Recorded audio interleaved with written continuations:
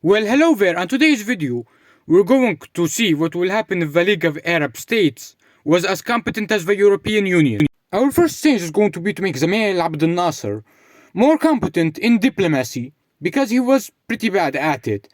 And our second change is going to be to make the League of Arab States appear later.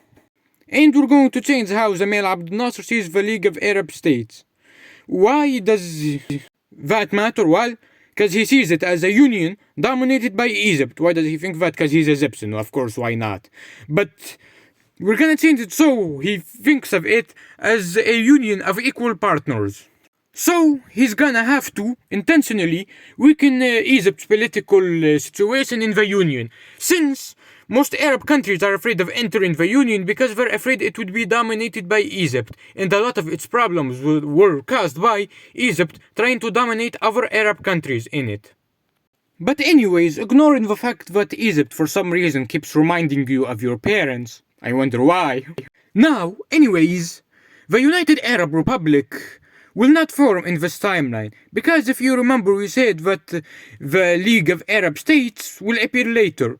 Instead of Egypt and Syria becoming one country, they will become the League of Arab States, two separate countries with two combined bureaucracies. But you might be asking, why would you do that? That sounds stupid. Well, the actual reason is because I said so, and also because Syria left the Union in real life because they felt like they were being dominated by Egypt. But anyways, that really felt uncomfortable. And the way they make new laws and decisions is that they have essentially every country have a point for every 1 million persons they have, and they need 90% approval to pass a new law. The reason why is because Syria only has 15% of the alliance's population, and Egypt would do this law so they can keep Syria in the alliance and make them not leave. And most likely the third country to enter the alliance would be Yemen after their civil war. Nothing we changed will result in the civil war ending in a different way, so I think it's going to be the same way.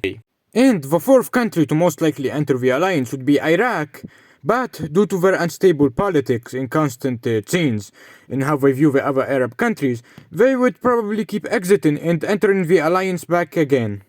The expansion of the League, even though it's an economic alliance, would lead to the creation of a military alliance between Jordan and Saudi Arabia to compete with it.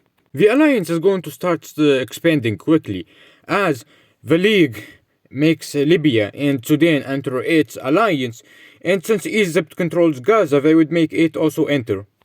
In the Gulf states, we're not going to see any difference, economically speaking, since their alliance is military. But in the countries of the League, we're gonna see a few economic differences. For an example, Sudan and Libya are gonna have a lot of students studying in Egypt and Iraq, since their educational system is much better than theirs.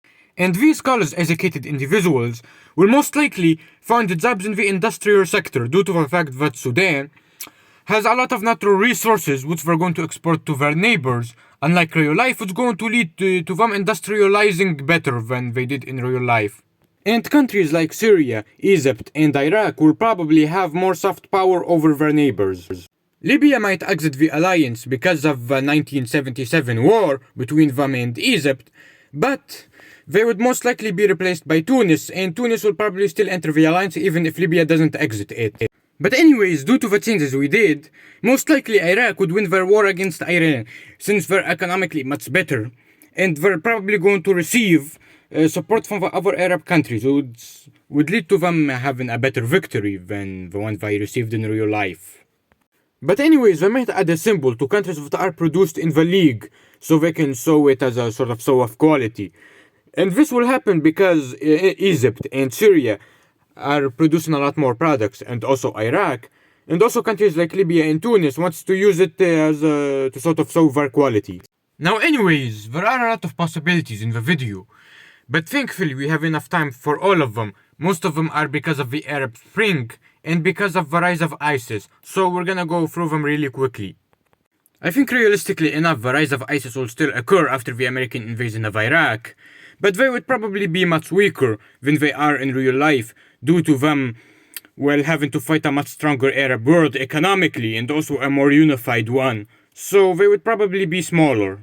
Well, let us go to a different scenario. If ISIS does not pop off or manage to succeed at controlling territory, would a different, more liberal insurgency take over its place? The answer is no. Simply put, ISIS has risen up into the year 2014, long after America has left Iraq. There's not really a large incentive for people to rebel against the Iraqi government. Now for the important question, would the Arab Spring still happen in this timeline? Well, it's a little bit complicated because the reason why the Arab Spring happened is because a lot of people that go to college don't find jobs afterwards that are for college educated people. So they end up feeling unhappy with their lives due to that. Now, there would probably be more college educated individuals in this scenario due to the changes we made, but probably there would be more industrial jobs, so I think they would cancel each other out. Despite the League of Arab States helping industrialize the countries by allowing them to serve their resources and also creating more jobs since they allow them to have more money since they're more industrialized, leading to them being able to spend more money on metaversal healthcare and other job opening opportunities like that. So anyways, we're gonna start talking about the Arab Spring and how it would go. In Tunisia, most likely it would happen like real life, but when Qais Said takes over the government later and tries to overthrow the democratic institutions that were installed after the revolution, he would most likely fail. And it would probably be like the South Korean attempt at overthrowing the democratic government. And in Syria, a civil war is less likely to happen due to the fact that usually wealthy people like to fight less. But also, if the civil war happens, the liberals would probably win faster than they did in real life due to them having more support. And in Sudan, South Sudan would still secede like real life, but when the Sudanese civil war starts, the Sudanese government will be supported by the Arab countries because they want their natural resources for themselves. And Yemen would probably not collapse into civil war, unlike real life. And finally, this is the end of the video. Please put a comment. If you dislike it, press the dislike button. If you like it, press the like button. Well, goodbye.